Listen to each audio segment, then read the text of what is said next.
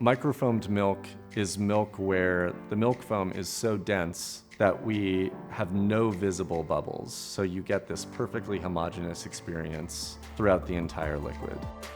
So the science behind microfoam milk comes down to just a couple elements, primarily focused around the protein in the milk.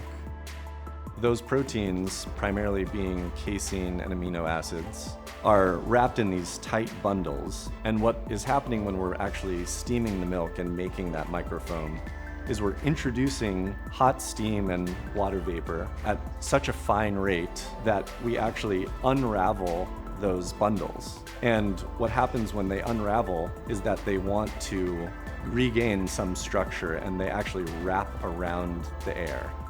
And so that is what produces milk foam.